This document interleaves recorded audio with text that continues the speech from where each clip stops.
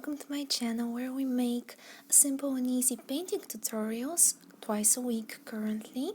And for this one I thought I would make another ocean painting tutorial using watercolor pencils. Since the previous one I used masking liquid to keep the white of the paper for the waves, and I thought that was a bit of cheating in my part, so I thought I would redeem myself and make another one with just pencils, paper, and a paintbrush.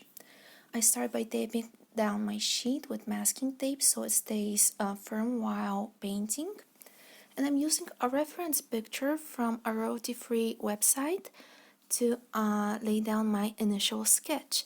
I'm using my darkest brown, I believe it's a walnut brown, to do the outline of where the wave meets the sand, since I want that to be my darkest area because it's where the sand is the darkest, since it's going to be wet, and also there's a bit of a shadow being casted from the actual wave. Then I go under it with mid-tone brown, I believe this is burnt sienna, and I just scribble in these random circular motions under it. That way I get a nice buildup of the color and it's not going to look too weird. I go in for about a good centimeter of the wave using the browns, and then I proceed to use burnt yellow ochre, but any gradient of any browns and yellows will do for this. I'm just using what I have in the specific set, so there's absolutely no you must use this color, you must use that color. Whatever is on hand is more than enough. And then I proceed to color the bottom left corner using dark yellow, since that is where the sand is going to be the driest. It's going to be also the lightest. I go over it very slightly, very gently with a bit of the yellow ochre, since it was looking a tad bit too bright for my preference and also what was on my reference image. Then I go with my burnt sienna, my mid-tone brown, and then these very small scribbles where the actual wave is, since that's the part where it breaks down and you can see parts of the actual sand beneath it. I make them very randomly, some are bigger, some are smaller. And then for the top part I go with phthalo blue and I do the very same technique, and I start coloring also the top part where it's just the sea and the ocean. I draw almost like this hourglass shape, I don't know if you can really see it, where another wave is coming from further from the ocean towards the beach. Again, using these random scribble motions, absolutely not anything remotely perfect. Adding a bit of these small lines to give the idea of the waves being broken through. And then I cover my blue with a bit of phthalo green because I don't really have an ocean or turquoise color, so I just mix the ones that I already have. I add a bit of shadows towards the parts where the waves are breaking with my darkest brown, and within the actual sea I again add a bit more shadows but using a darker shade of blue. I add these mostly right underneath the waves so it looks a bit more like a shadow effect, you know how the waves rise, and just very slightly under them it's a bit darker.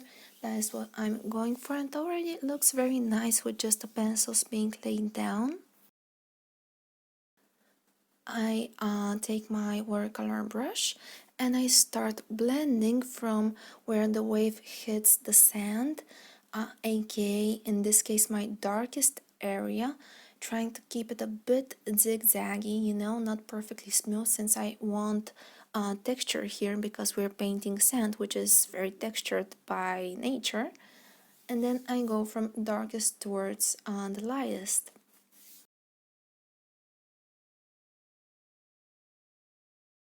I blend from my darker browns towards the bottom left corner, which is where my yellows are, and then I add a bit more water and blend it all out.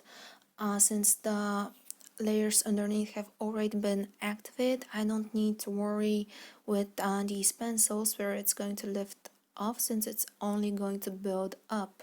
It's only going to add further layers without really touching the ones under.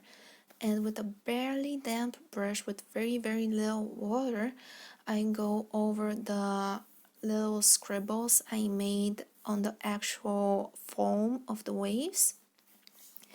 That way I'm not really blending them, but just activating them. And what this does is it only makes the color a bit stronger, a bit more vibrant, which is what watercolor pencils really do. Once you add water, the pigment is supposed to activate and become stronger. I repeat the same for the blue area. I tend to use a bit more of a scribble motion where the actual foam is, so it looks a bit more like it's splattering.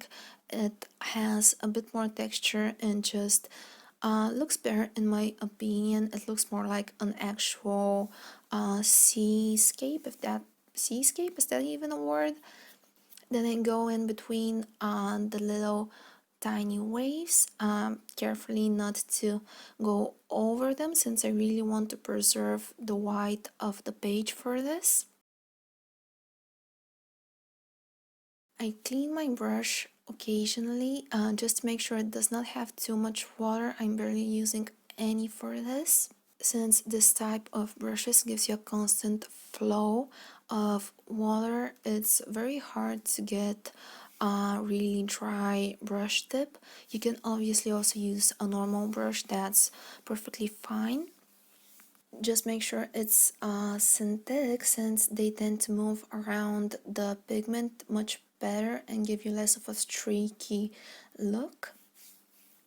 Then I clean my brush, and with very little pigment left on it from having blended off the previous areas, I go over the actual foam so it does not look plain white. It has a very slight tint to it this way, and I just go over, even if it doesn't really have much color to it, just not to keep it straight white. I don't go over every single part of it, just a little bit to give a very gentle hue. And with that, it's finished, and I proceed to take off the tape in the opposite direction to avoid the paper from tearing. I really hope you enjoy this kind of tutorials. Please let me know in the comments down below, and we'll see each other in the next video.